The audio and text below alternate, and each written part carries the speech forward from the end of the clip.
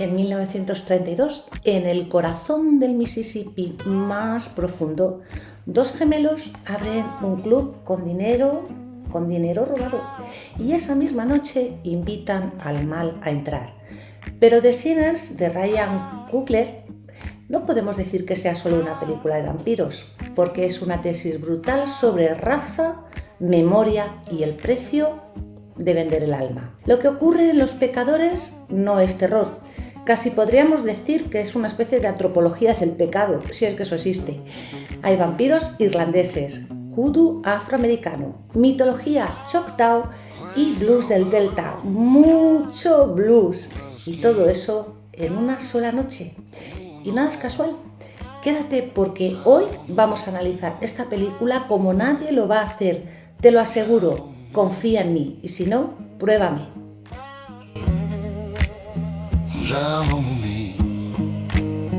En 1932, en el Mississippi más profundo, como te he dicho antes, abrieron dos gemelos un club con un dinero robado. Pero esa misma noche, sin saberlo, hacen la única cosa que jamás debes hacer en el folclore: invitar al mal a cruzar el umbral. Ya te he dicho que esto no es una película de vampiros, es antropología del pecado. Dinero manchado, música que va a perforar el velo y un pacto cultural que se cobra en sangre. The Sinners, del año 2025, Los Pecadores en España, está dirigida por Ryan Coogler y nos lleva a Clarksdale, Mississippi, en plena Gran Depresión. Allí, dos hermanos, interpretados por Michael B. Jordan, duplicado como si, la propia película fuese algo así como un espejo roto. Estos dos van a convertir un viejo aserradero en un juke joint, un club rústico clandestino donde la comunidad negra respira, canta y sobrevive. Pero es el lugar de libertad. Es también una trampa perfecta, porque la película lanza una pregunta venenosa. ¿Qué pasa cuando intentas comprar la salvación con dinero que nace de la violencia? Vamos a verlo. El Delta no es solo un paisaje, es en sí mismo un personaje más de la película. Es aislamiento y por tanto también es paranoia. Es el lugar más sureño de la tierra, un territorio donde la cultura negra pudo ser autónoma, sí, pero también un territorio donde la vigilancia blanca podía caer como un martillo. Y en el centro de este relato hay una economía maldita, porque mirad, por un lado está el Plantation Script, que eran esas monedas o vales sin valor real que solamente servían en la tienda del amo, un dinero fantasma para mantenerte atado realmente. Y por otro lado, el verdadero talismán oscuro, que es el Bloody Money o dinero sangriento. Este dinero sangriento es capital robado a sindicatos criminales de Chicago, un dinero que no paga cosas, abre cosas. Porque la lógica simbólica del terror y en muchísimas cosmologías a lo largo del mundo, el dinero nacido de la violencia nunca es neutral. Es una sustancia, créanme, es un imán, un perfume para lo que es depredador. Es un perfume, una atracción para lo oscuro, para el mal. Y aquí entra el brillantísimo Coogler, porque el mal no llega porque sí, llega porque hay una puerta moral que ya estaba medio abierta. Bueno, pues vámonos con los dos protagonistas indiscutibles de la película. Michael B. Jordan nos interpreta dos personajes. Bueno, interpreta una idea antigua, que es el gemelo como misterio. La película se apoya en el concepto yoruba de los Ibeji, que son deidades gemelas que comparten una sola alma. No son dos, son una dualidad viva materializada, y Coogler convierte esa dualidad en un código visual casi podríamos decir que ritual. Mira, azul para la memoria, la verdad emocional, el pasado, el blues sanador, y el rojo para la sangre, la codicia, la violencia y el presente sin raíces. Azul, lo que te ata a tus ancestros. Rojo, lo que te ata a tu hambre. Azul, comunidad. Rojo, poder. Azul, alma. Rojo, precio. Y así los gemelos no son solo hermanos, son dos destinos discutiendo dentro de un mismo cuerpo cultural. En la cosmología yoruba, el nacimiento de gemelos no se lee como una casualidad biológica sin más. Los Ibeyi se consideran una condición espiritual singular, algo así como una dualidad íntima con un vínculo de destino. Por eso la frase comparten una sola alma funciona como una síntesis poética. Lo esencial es la idea de interdependencia ontológica, es decir, lo que le pasa a uno afecta al otro y afecta al equilibrio del hogar. Los gemelos traen bendición, sí, pero también exigen mucho cuidado ritual y social porque concentran fuerza. Recordad, no son dos niños, son un nudo de energía y destino dentro de la familia. Por tanto, si ese nudo se rompe, pues por muerte, abandono, no sé, ruptura moral, lo que sea, queda una asimetría que debe ser atendida. No solo por ese dolor emocional que podemos suponer, sino porque es el orden del mundo familiar. Y aquí está lo más profundo. Si uno de los gemelos muere, tradicionalmente se puede tallar una figura llamada Ere Ibeyi. Y no es solo un muñeco, ni tampoco es un artefacto. Es un soporte material del vínculo que se le cuida, se le alimenta simbólicamente y se le atiende. ¿Qué significa esto? Pues que para esta cosmología, para estos yorubas, la relación no se cancela con la muerte, se transforma de modo ritual para que el equilibrio no colapse. Si los gemelos son Ibeyi, entonces no representan dos personalidades, sino un auténtico sistema de equilibrio. Por cierto, que no te he dicho, por si no lo sabes, que la etnia yoruba es originaria de Nigeria. No sé, si te está interesando este enfoque, el cine como un mito contemporáneo, dale like ahora porque lo que viene es la brujería real, que es la que la película trata afortunadamente con todo el respeto y precisión.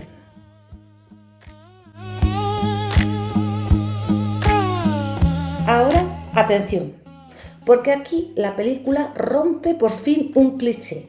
En el horror occidental, la brujería suele ser caricatura o demonización, ya lo sabes.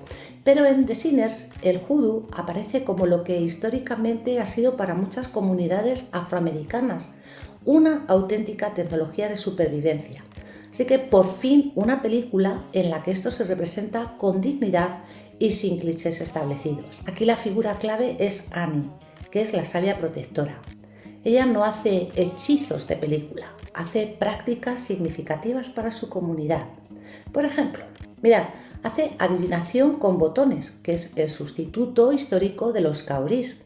Hace los mojo bags, que son bolsitas, algo así como unas bolsitas con amuletos de protección. Y un detalle fascinante que es el Hand Blue. Déjame que te lo explique. En el universo de Sinners, Annie representa la continuidad de este vudú afroamericano. Como digo, es un sistema de prácticas espirituales surgido en el sur de Estados Unidos a partir de cosmologías de África Occidental, principalmente la Yoruba, la Fon y la Bakongo. Elementos también, por otra parte, elementos indígenas del sureste. El cristianismo popular no lo podemos olvidar, pero reinterpretado. Y toda la experiencia histórica de esclavitud y segregación. Así que el vudú o judú no es una religión organizada, es un conocimiento realmente operativo, es esa tecnología simbólica de supervivencia. Y Annie no invoca demonios, lo que hace es activar unas redes de protección. Mirad, en la adivinación con botones, que ya os he dicho que era el sustituto histórico en cauris, hay muchas tradiciones de África Occidental que utilizan estas caracolitas para la adivinación, pero lógicamente durante la esclavitud esos objetos no siempre estaban disponibles. ¿Qué ocurre entonces? Pues fácil, se sustituyen por lo cotidiano, por objetos cotidianos, que podrían ser botones, semillas, fragmentos de metal, monedas. Da igual, porque el principio no es el objeto en sí, es todo el sistema simbólico que lo estructura. En vudú o judú, el practicante lanza los objetos y lee su descripción, lee la proximidad, la orientación, si caen boca abajo o caen boca arriba, los patrones de agrupación que forma el lanzamiento de estos objetos.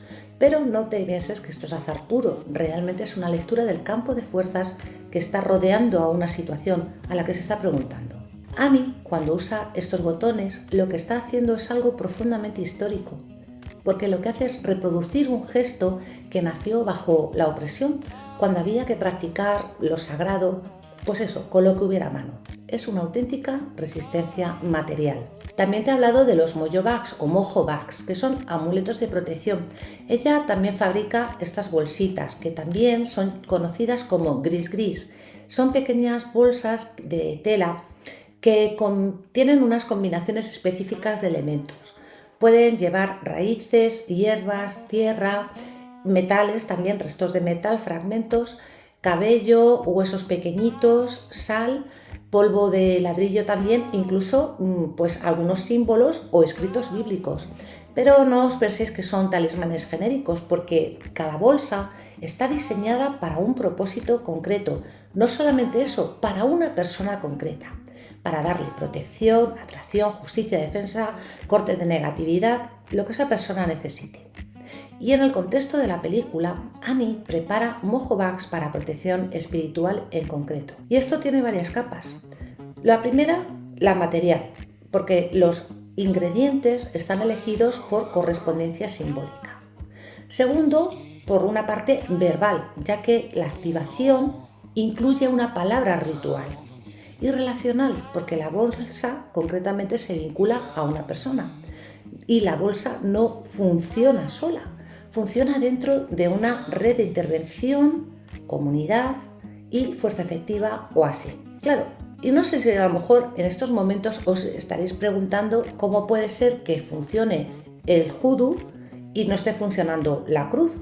Bueno, pues tengo que deciros que este detalle es antropológicamente brillante, porque en la película los símbolos cristianos no detienen el mal. O sea, recordad, nosotros estamos acostumbrados a, bueno, pues que si vienen unos demonios o si viene, yo qué sé, cualquier monstruo, pues sacas la cruz, haces su mandatum o sin mandatum y como que ya se echarían para atrás, ¿no? Estos seres malignos y diabólicos.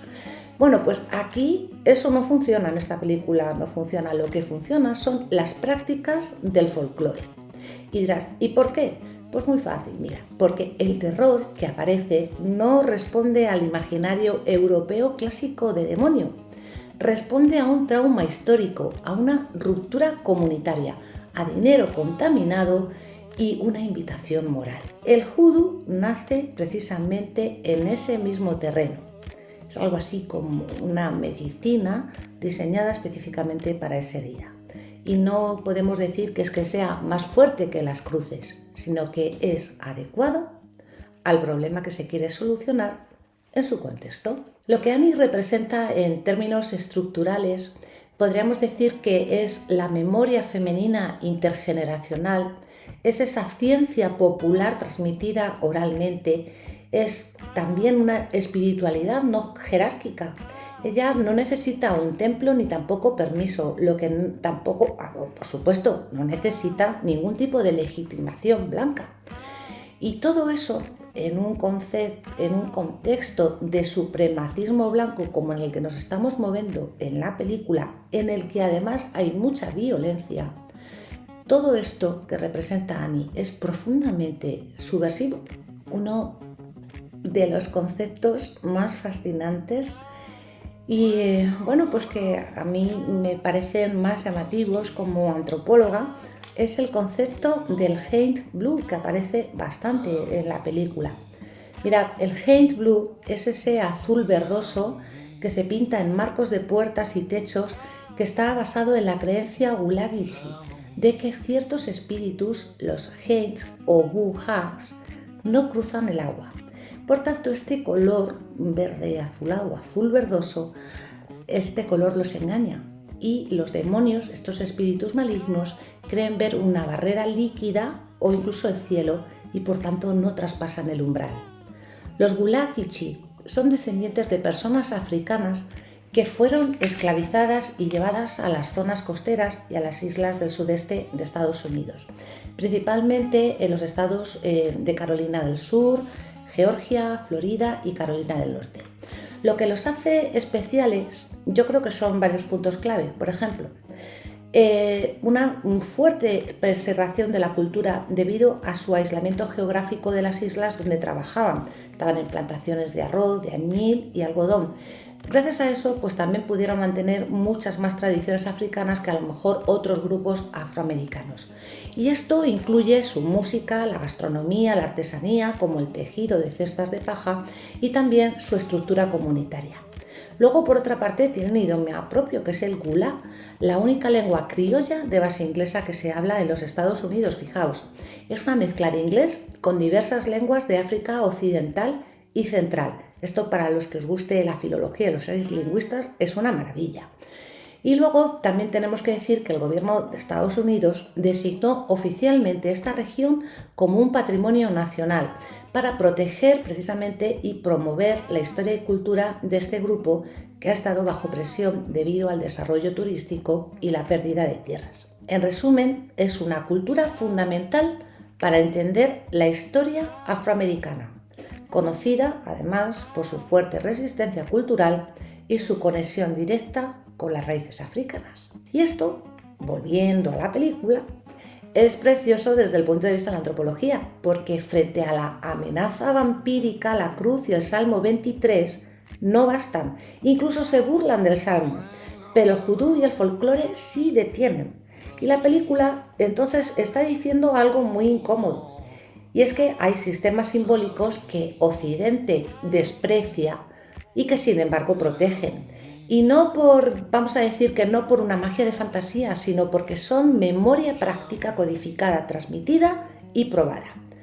Annie, como he dicho antes, no hace hechizos de película, no dibuja pentagramas ni grita tampoco palabras en latín, pero hace algo que yo creo que es bastante más peligroso. Hace memoria. Y cuando lanza esos botones sobre la mesa, está sustituyendo los caurís africanos que no pudieron cruzar el Atlántico. Porque cuando te roban los objetos, no te están robando el sistema. Ella lee cómo caen, quién se acerca a quién, qué objeto se ha quedado aislado, dónde se concentra la tensión. Y eso no es superstición, es una auténtica cartografía espiritual. Luego prepara los mojobags, las pequeñas bolsitas de tela, te recuerdo. Raíces, tierra, hierbas, metal, palabra. No son amuletos de feria, son concentrados de intención. Los que tengáis algún tipo de conocimiento sobre magia, sabréis a lo que me estoy refiriendo. Esto es una tecnología portátil contra el mal. Mientras otros recitan salmos que ya no protegen, nuestra protagonista Annie activa esos saberes nacidos en la plantación, en la pobreza, en la resistencia. Y aquí la película nos dice algo radical.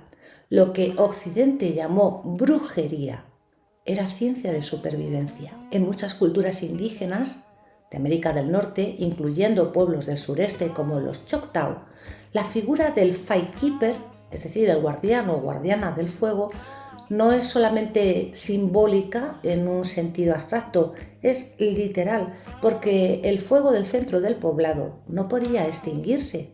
Ese fuego era continuidad, era presencia ancestral, también protección espiritual, igualmente también identidad colectiva. Apagar el fuego no era un accidente doméstico, era una auténtica ruptura del mundo. En términos antropológicos, el fuego cumple 3 funciones fundamentales. Mirad, la primera, vamos a decir que conecta generaciones, porque se transmite, no se está reinventando cada día. Cohesiona también la comunidad, reúne, alimenta, protege y además delimita el espacio seguro frente a lo salvaje. Por tanto, la Firekeeper no enciende el fuego, lo que hace es mantenerlo y eso lo cambia todo. Porque Annie no es una bruja aislada, es la última guardiana del fuego invisible del delta. Mientras que los hombres están negociando con ese Bloody Money o dinero sangriento, mientras están pactando con el Ku Klux Klan, mientras la música abre portales, Annie mantiene encendido algo más antiguo, el fuego de la continuidad. Si hilamos fino, el vudú cumple la misma función estructural que el fuego ceremonial. Los mojobags son brasas portátiles, el Heimblum es ese perímetro de luz y la adivinación es lectura del viento antes de que la llama cambie. Annie, es verdad, no combate vampiros, mantiene, vamos a decir, que el equilibrio térmico del mundo espiritual. Y cuando ese equilibrio se rompe por el Bloody Money, por la invitación al mal, por el pacto con el supremacismo, el fuego ya no basta y ahí es donde está la tragedia. Los gemelos es cierto que representan el movimiento, la ambición y el riesgo, pero Annie representa el eje y cuando el eje es ignorado, el círculo se descompone y entonces llega el corazón místico, la música. En The Sinners, el blues no es una banda sonora, es todo un conducto. Se nos dice que hay personas con un don capaz de perforar el velo entre la vida y la muerte. En África serían los griots, para los Choctaw, los Firekeepers, en Irlanda, Philly, y el personaje de Sammy, el Preacher Boy, Sammy Moore, modelado sobre el mito de Robert Johnson y la encrucijada de Clarksdale, produce un trance que rompe el tiempo. Aparecen músicos de África Occidental con el salam y también visiones del futuro, hip hop, DJs, hooking de Memphis. La encrucijada en África Occidental no es solo un lugar físico, es un espacio liminal. Seguimos con la tradición yoruba. Y tenemos que seguir hablando porque es que realmente es el origen, todo el origen cultural de esta película. Bueno, pues hablando de la tradición yoruba, el cruce de caminos pertenece a Eshu, también ya conocido como Elewa en la diáspora. Este es el guardián de los caminos, Elewa.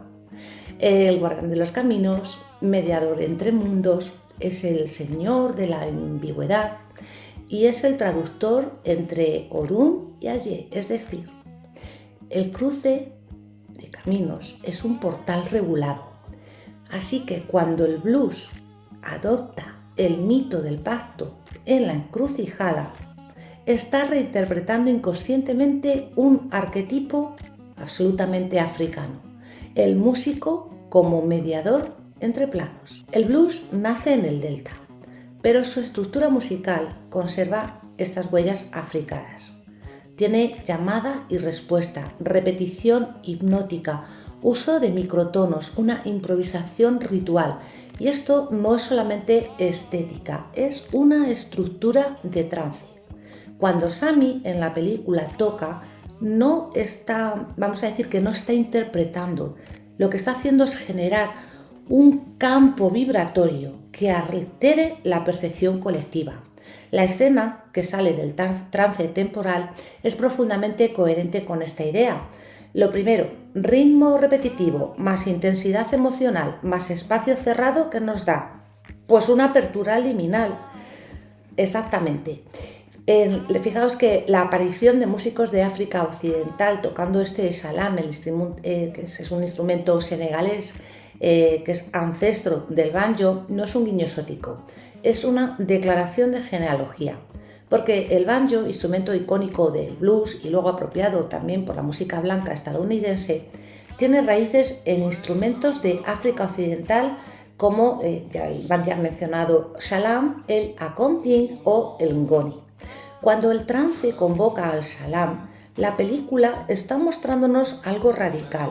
Y es que el blues no nació en Mississippi, sino que fue reconfigurado allí. Es un archivo migrante, podríamos decir. Siguiendo con esta escena del trance, cuando vemos DJs, cultura hip hop, bailarines de jockey, de Memphis, pues claro, dices tú, ¿esto qué es, no? Porque se rompe precisamente esa linealidad histórica.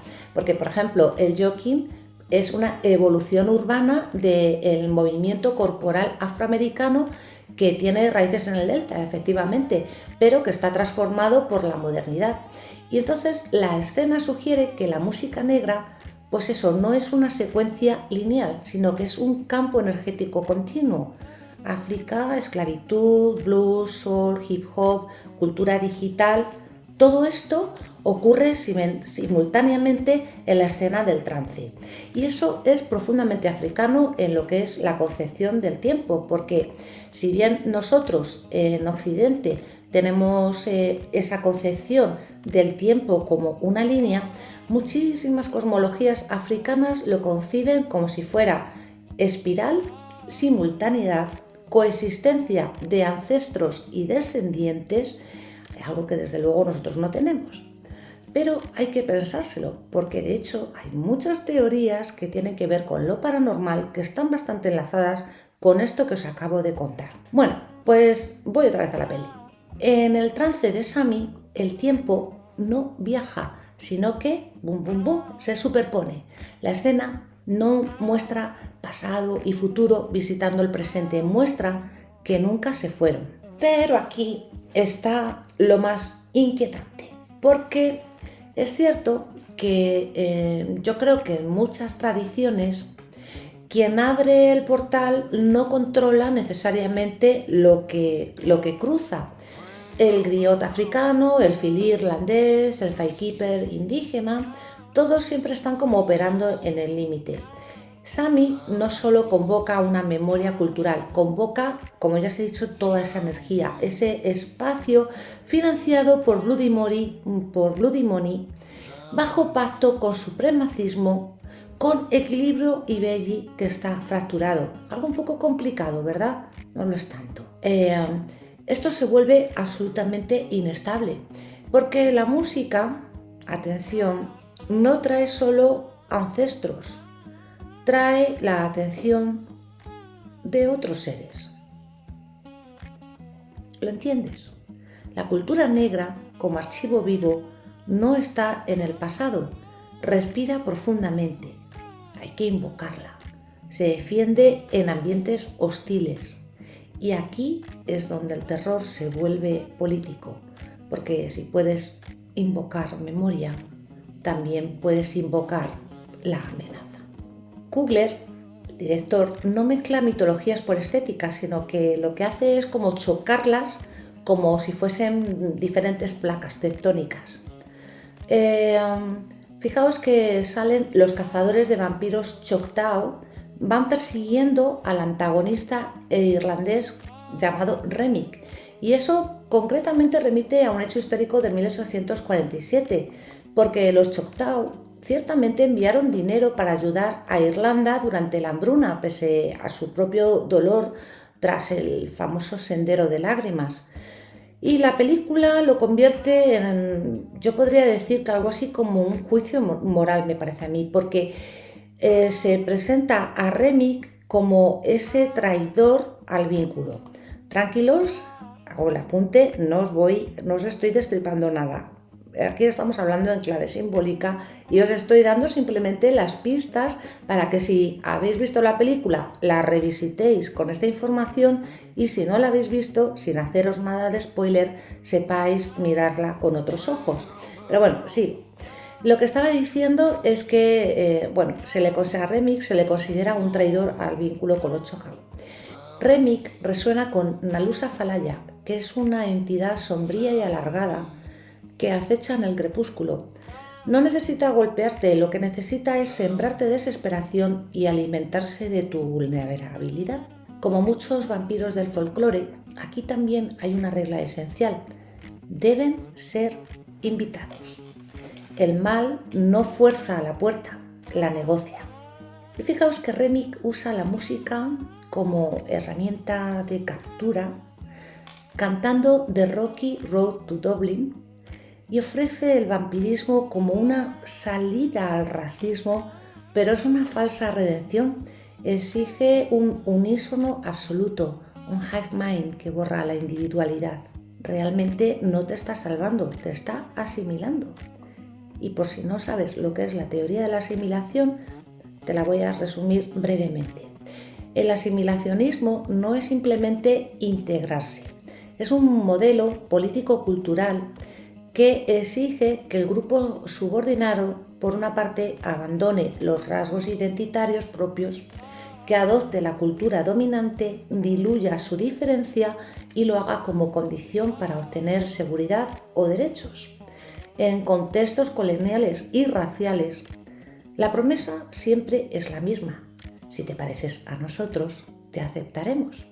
Pero el problema estructural es este, y es que la aceptación nunca es plena, siempre es condicional, y el sujeto asimilado vive en una tensión permanente, pierde su raíz y aún así no es completamente aceptado. Desde la antropología crítica, el asimilacionismo es una forma de violencia simbólica, que nos diría Bourdieu, porque redefine la identidad legítima desde el centro del poder. Y aquí es donde aparece el vampiro como metáfora de ese asimilacionismo y entra el genio simbólico de la película. El vampiro no mata simplemente, el vampiro convierte, y convertir implica cambiar tu naturaleza, romper tus vínculos previos y entrar en una comunidad cerrada, obedecer también una lógica jerárquica, y eso es exactamente lo que hace el asimilacionismo radical, que además es una de las teorías, es uno de los sistemas que se intentó implantar, por ejemplo, en Estados Unidos, pues para absorber a toda esta masa de personas diferentes o de minorías. Pero bueno, sigo. El vampiro efectivamente no destruye tu cuerpo. Lo que hace es destruir tu pertenencia. Y esta es la clave. La víctima debe aceptar la mordida, debe consentir, porque en la tradición vampírica la invitación, como bien sabéis, es necesaria. Y en la lógica política, la asimilación también suele presentarse como elección. Puedes seguir aquí siendo marginal o puedes unirte a nosotros. Y Remick, el vampiro, es lo que ofrece. Cuando Remick canta The Rocky Road to Dublin, no está evocando una rebeldía irlandesa, sino que está evocando migración y victimización. Pero su solución no es una resistencia colectiva, es esa absorción, el hive mind. Ese hive mind vampírico es una comunidad sin fricción interna, sin incenso, sin identidad singular, sin memoria ancestral distinta, y eso es lo que, pues muchos proyectos coloniales precisamente estaban buscando: uniformidad. El vampiro promete la inmortalidad, pero la inmortalidad vampírica es estéril, no hay descendencia cultural. No hay tampoco una transmisión viva, solamente hay repetición, y eso es asimilación externa. En el contexto del sur segregado, que es en donde estamos, la oferta implícita es: renuncia a tu cultura, renuncia a tu espiritualidad, renuncia a tu memoria y adopta la lógica dominante. Y quizás sí, a lo mejor sobrevivas. Y Remick traduce eso en clave sobrenatural. Te doy el poder, te doy invulnerabilidad, te libero del racismo, pero a cambio pierdes tu música como memoria, pierdes también tu comunidad, pierdes tu fuego, pierdes tu orí. No te está salvando, lo que está haciendo es absorberte. Históricamente, el vampiro europeo, pues todos lo tenéis en la memoria, es un ser aristocrático, antiguo, elegante. En muchas lecturas críticas representa la decadencia imperial, la extracción de recursos, el parasitismo. Pero aquí el vampiro no solo extrae sangre, extrae identidad. Y eso conecta con la lógica colonial, la toma de recursos, toma de cuerpos, de trabajo, de cultura, y reconfigura todo en su propio sistema.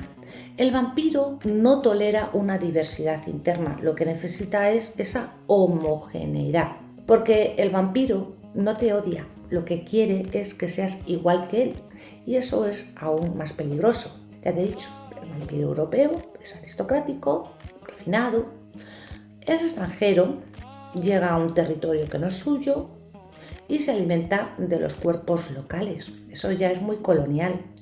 Pero en The Sinners el vampiro da un pasito más allá. No quiere solo la sangre, quiere el hive mind. Quiere esa uniformidad. Una comunidad sin conflicto interno, sin raíces diferentes, sin memoria. Y pues eso es asimilación pura y dura. Vamos, asimilación radical, ya te lo digo yo. Y aquí está la tesis. Tessiner sugiere que el pecado no es el baile, ni la música, ni el deseo. El pecado es otro, aceptar una promesa de libertad que exige que entregues el alma. El club, ese juke joint, es un mundo antítesis, es una libertad temporal, pero también, atención a lo que voy a decir, es un altar alimentado por dinero sangriento. Y cuando mezclas esto, altar, más dinero sangriento, más música, portal, no estás haciendo una fiesta, estás haciendo un ritual involuntario. Por cierto, si estás viendo esto, has llegado hasta aquí y te vibra esta forma de leer el cine como mito, como rito y como política, por favor, suscríbete a Antrópica, porque aquí no venimos a explicar pelis, venimos a cruzar umbrales y a entenderlas de una forma bastante más profunda. Vámonos al aserradero, al local. Un aserradero es un lugar diseñado para cortar, para tomar algo vivo, un árbol vertical, enraizado, y convertirlo en materia utilizable, seleccionarlo, medirlo, estandarizarlo, apilarlo. Bueno, pues la vida entra como organismo y realmente sale como producto, esa es su función. Y esa misma lógica sostuvo el sistema esclavista y segregacionista del sur de Estados Unidos. Los cuerpos negros fueron tratados como madera económica, no como sujetos, sino como recurso, una fuerza cuantificable, un capital que podríamos decir explotable y materia que podía ser trabajada hasta el desgaste. Y esto no os creáis que es una metáfora sentimental, es una auténtica estructura económica. Muy bien, pues ahora añade la capa que la película sugiere. Y es que ese aserradero no solamente procesó madera, sino que fue un escenario de una auténtica violencia racial promovida por el Ku Klux Klan. Castigos, humillaciones, tal vez linchamientos y algo que desde luego se sugiere en la película, que tiene bastante que ver con el tema de, pues eso, ¿para qué sirve un aserradero? Que te lo he dicho al principio. En fin, lo que está claro es que el edificio no es un edificio de energías neutras. Digamos que es algo así como un archivo y los archivos pues no olvidan. Una propiedad, vamos a decir que adquirida al supremacismo organizado. El capital contaminado por el crimen. La música, que ya lo he dicho, que abre el velo entre mundos. Pues oye chico, eso desde luego no es una fiesta, es una fórmula ritual perfecta. Y el aserradero deja de ser un edificio para convertirse en un auténtico altar. Cuando los gemelos intentan convertir ese espacio en santuario musical, están intentando hacer algo así como alquimia, pero la alquimia exige purificación y aquí, como ya os he dicho, no la hubo, solo hubo una sustitución, madera por música, pero la base sigue siendo el sacrificio. Al final, los pecadores no te está diciendo cuidado con los vampiros, te está diciendo cuidado con lo que aceptas cuando estás desesperado. Cuidado con el dinero que brilla demasiado. Cuidado incluso con la canción que te promete paz si para dártela te está pidiendo silencio. Y ahora la pregunta ya no es sobre la película, es sobre ti. Porque cuando llegue tu encrucijada, dime qué elegirás, azul o rojo, memoria o poder, raíz o dominio, alma o precio. Porque todas las épocas, como bien sabes, tienen su vampiro y todos los tiempos ofrecen una máscara. No quiero que respondas rápido. Respóndete de verdad. Si este vídeo te abrió una grieta, si algo se movió aquí dentro, déjamelo escrito y escríbeme en los comentarios azul o rojo, y dime por qué. Dale like si quieres que sigamos cruzando umbrales y suscríbete si prefieres pensar el misterio en lugar de consumirlo, porque en Antrópica, desde luego, no miramos el terror como espectáculo, lo leemos como sistema, lo escuchamos como archivo y cuando intenta entrar sin permiso, decidimos si el fuego sigue encendido. Soy Luz Oliva y esto es Antrópica, la antropología desde el umbral. Nos vemos en el siguiente episodio.